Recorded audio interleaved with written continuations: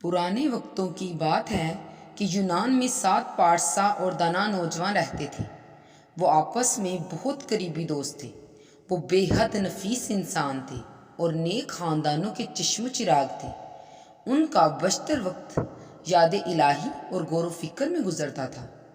اس وقت یونان میں ایک بدفطرت فرمانروا کی حکومت تھی۔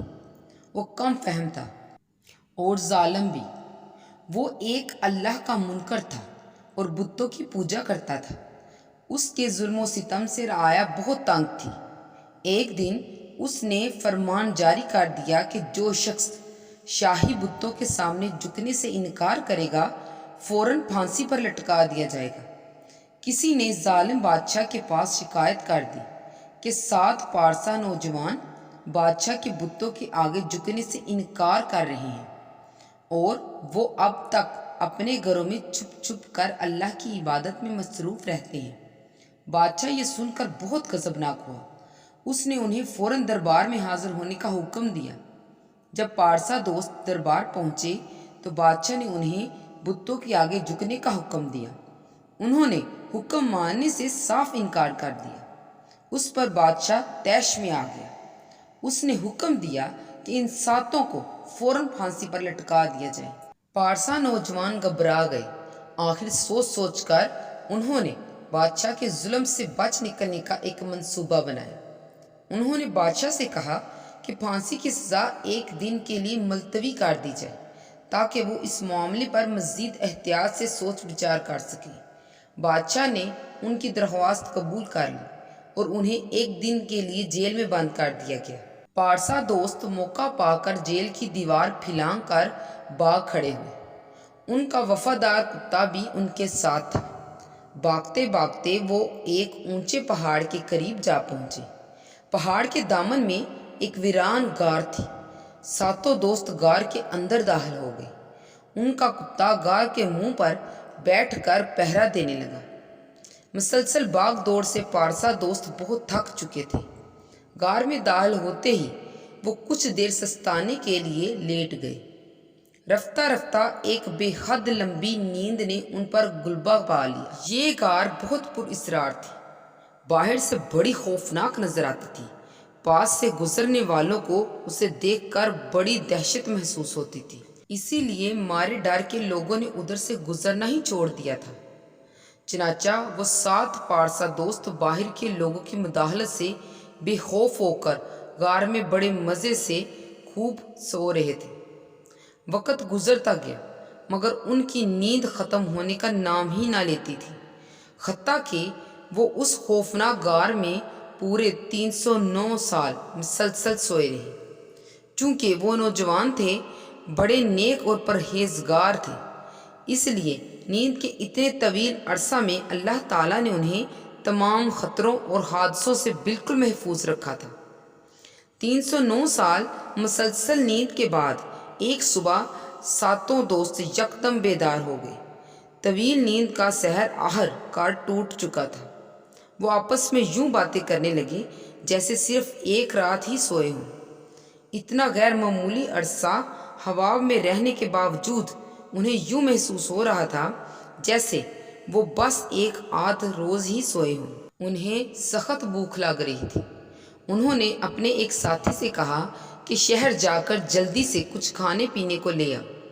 جب ان کا ساتھی شہر پہنچا تو یہ دیکھ کر بہت حیران رہ گیا کہ ہر چیز بالکل بدل چکی ہے۔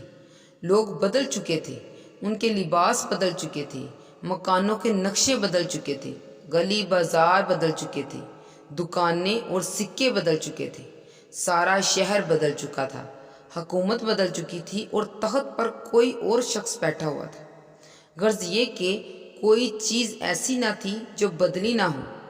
غار سے آنے والے عجیب سے شخص کو سارے شہر میں جان پہچان والا کوئی نہ مل سکا۔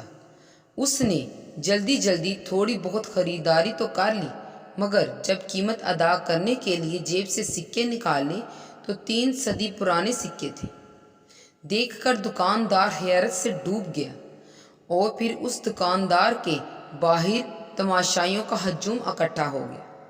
رفتہ رفتہ سارے شہر میں یہ سنسنی خیز بجلی کی طرح پھیل گئی کہ ایک عجیب و غریب شخص بازار میں آیا ہے جو بہت ہی پرانے وقتوں کا باشندہ معلوم ہوتا ہے۔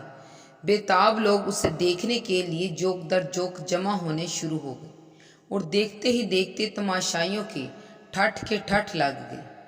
جوں جوں لوگ اجنبی سے باتیں کرتے توں ان کی حیرت اور اشتیاق بڑھتے چلے جاتے۔ نئی نئی باتوں اور نئے نئے انکشافات سے ان میں اس کی باقی اجنبی ساتھیوں سے ملنے کا شوق بھی بڑھنے لگا۔ غار والا اجنبی ہجوم کے پے در پے سوال و جواب سے خاصا ہراساں ہوا۔ تنگ آ کر وہ الٹے پاؤں غار کی طرف بھاگ کھڑا ہوا۔ غار میں پہنچ کر اس نے اپنے ساتھیوں کو ساری بات بتائی۔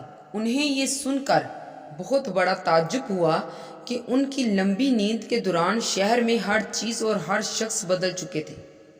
اسی اثناء میں چند مستحب شہری اجنبی کا پیچھا کرتے کرتے غار تک جا پہنچے۔ انہیں اجنبی کے نیک ساتھیوں سے مل کر بے حد مسرت ہوئی۔ انہوں نے ان کی خیر خیریت پوچھی اور ان سے گپ شپ لڑائی۔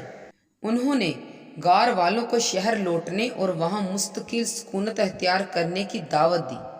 انہوں نے کہا کہ اب تو ہر چیز بدل چکی ہے، وقت بدل چکا ہے، حکومت بدل چکی ہے، بادشاہ بدل چکا ہے۔ نیا بادشاہ بہت نیک اور منصف مزاج ہے، اس لیے انہیں اب کسی بات کا ڈر خوف نہیں کرنا چاہیے۔ مگر وہ غار والے شہر لوٹنے پر کسی صورت بھی رضامند نہ ہوئے۔ انہوں نے واپسی کی دعوت قبول کرنے سے صاف معذرت کر دی۔ انہوں نے کہا کہ وہ زندگی کے باقی ماندہ دن بھی شہر کے بدلے ہوئے حالات کے غیر یقینی امکانات کی نظر نہیں کر سکتے، بلکہ اپنی غار کے اندر رہ کر عبادت میں مصروف رہنے کو ہی ترجیح دیتے ہیں۔ جب لوگوں کے بے حد اصرار کے باوجود بھی غار والے اپنے پرانے شہر لوٹنے پر رضامند نہ ہوئے تو شہری مایوس ہو کر واپس چلے گئے۔ غار والے پہلے کی طرح دن رات یاد الہی میں مصروف رہنے لگے، مگر تھوڑے ہی عرصے بعد وہ وفات پا گئے۔ ان کا وفادار کتا بھی ان کے غم میں گل گل کر مر گیا۔ شہر کے لوگوں کو ان پارسا غار والوں کی موت کا پتہ چلا تو انہیں سخت صدمہ ہوا۔ ان کے دلوں میں غار والوں کے لیے محبت اور احترام کے بے پناہ جذبے جنم لے چکے تھے۔ ان عجیب و غریب نیک مکینوں کی حسین یاد تازہ رکھنے کے لیے انہوں نے غار کے منہ پر ایک بے حد خوبصورت یادگار تعمیر کر دی۔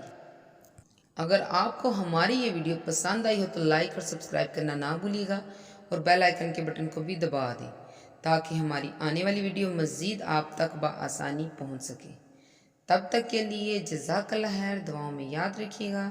اللہ حافظ۔